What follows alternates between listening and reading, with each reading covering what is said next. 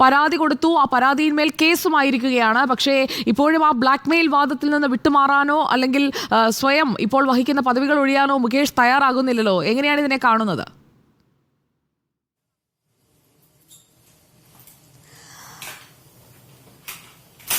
അദ്ദേഹം തീർച്ചയായിട്ടും ഇപ്പം പോലീസുകാർ ഇപ്പം SIT വന്നിട്ട് എല്ലാ തെളിവുകളോടും കേസ് FIR ഇട്ടല്ലോ അദ്ദേഹത്തിനെതിരെ.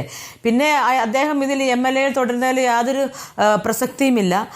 ഒന്നാമതായിട്ട് ഞാൻ മാത്രമല്ല അദ്ദേഹത്തിനെതിരെ കംപ്ലൈൻറ്റ് കൊടുത്താക്കുന്നത്, വേറെ സ്ത്രീകൾ ഇനി കംപ്ലൈൻറ്റ് കൊടുത്തിട്ടുണ്ട്.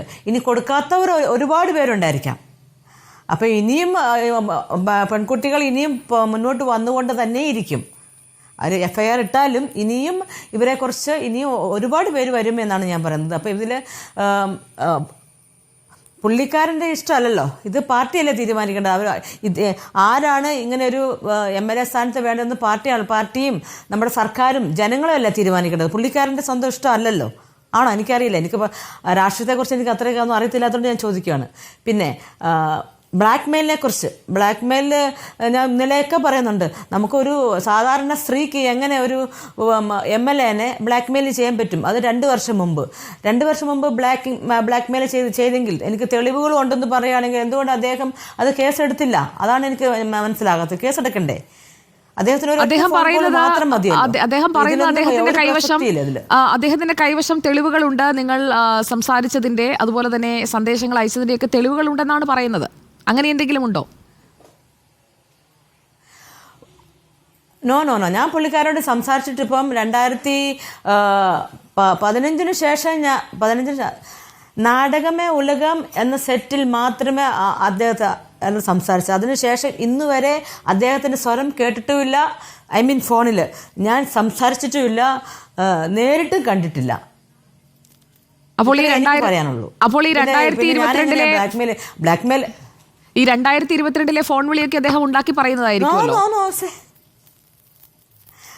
ഉണ്ടാക്കിയ ഫാബ്രിക്കേറ്റഡ് സ്റ്റോറി. അങ്ങനെ ഇപ്പം ഇങ്ങനൊരു സംഭവം വന്നപ്പം ഒരു കൾപ്രിറ്റും ഞാൻ തെറ്റ് ചെയ്തു എന്ന് ഒരു കൾപ്രിറ്റും സമ്മതിക്കത്തില്ല. അപ്പോൾ എങ്ങനെയെങ്കിലും ഇതിൽ നിന്ന് ഒരുപക്ഷെ നമ്മളെ തളർത്താനായിരിക്കും എൻ്റെ തെളിവ്. അതൊക്കെ പണ്ടത്തെ ഈ ഓലപ്പാമ്പിനായിട്ട് പേടിപ്പിക്കുന്ന പരിപാടി പണ്ടായിരുന്നു.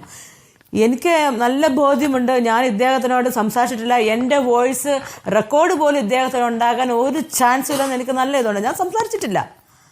സംസാരിച്ച് പറയുന്നെന്താ കുഴപ്പം? പറയാമല്ലോ.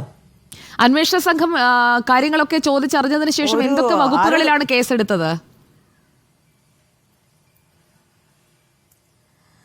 വകുപ്പുകൾ കുറേ നമ്പേഴ്സ് ഇട്ടിട്ടുണ്ട്. ഞാനതൊന്നും എനിക്ക് അറിയത്തില്ല, എനിക്ക് ഓർക്കുന്നുമില്ല. ഞാൻ അതിനെപ്പറ്റി കൂടുതൽ, കാരണം അത് അവരുടെ ഡിപ്പാർട്ട്മെന്റ് ആണല്ലോ.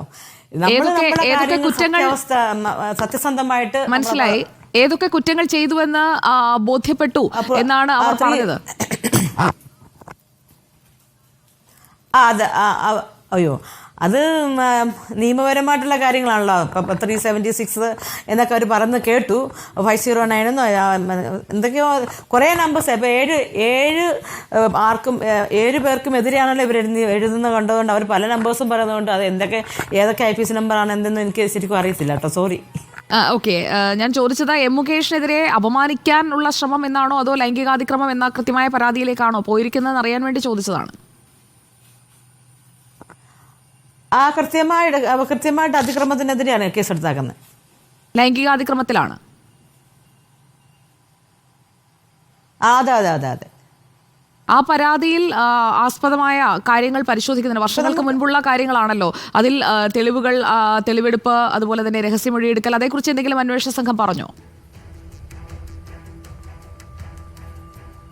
രഹസ്യമൊഴിക്കൊക്കെ നമ്മൾ പോകണം. ഇപ്പം നമ്മൾ അതിനൊരു പ്രൊസീജിയർ ഉണ്ടല്ലോ. ഒരു കേസ് എടുക്കുമ്പോൾ അതിനൊരു പ്രൊസീജിയർ ഉണ്ട്. അപ്പോൾ ആ പ്രൊസീജിയർ എല്ലാം നമ്മൾ പോകേണ്ടി വരും. പിന്നെ ഒരു സ്ത്രീ ആക്രമിക്കപ്പെട്ടു എന്ന് പറയുമ്പോൾ ആ സ്ത്രീ പറയുന്ന മൊഴിക്കാണ് പ്രാധാന്യം. തീർച്ചയായും. ഇപ്പോൾ ഈ ഒരു കേസ് മുന്നോട്ടേക്ക് കൊണ്ടുപോകുമ്പോൾ അതിനിടയിൽ ഈ കേസിൽ നിന്ന് പിന്മാറ്റാനൊക്കെയുള്ള ശ്രമങ്ങൾ ഒരുപക്ഷെ ഉണ്ടായേക്കാം. അങ്ങനെയുള്ള എന്തെങ്കിലും ഫോൺ വിളികളോ സന്ദേശങ്ങളോ സമ്മർദ്ദ തന്ത്രങ്ങളോ ഒക്കെ ഉണ്ടാകുന്നുണ്ടോ? ഇല്ല, അങ്ങനെ ഇല്ല. എന്നെ കുറേ പേര് കോൺടാക്ട് ചെയ്തിട്ടുണ്ട്. 86 മിസ് കോളൊക്കെ എൻ്റെ ഫോണിൽ കിടപ്പുണ്ട്. പക്ഷേ എനിക്കൊന്നും അറ്റൻഡ് ചെയ്യാനുള്ള സമയം കിട്ടിയില്ല. അപ്പോൾ അതിൽ ആരൊക്കെ വിളിച്ചതെന്നൊന്നും എനിക്കറിയില്ല. ഫോൺ സൈലന്റിലായിരുന്നു. കാരണം ഇങ്ങനെ മീഡിയയിൽ ഇങ്ങനെ ഇന്റർവ്യൂ നടന്നുകൊണ്ടിരിക്കുമ്പോൾ നമ്മൾ ഫോൺ സൈലന്റ് ആക്കണം.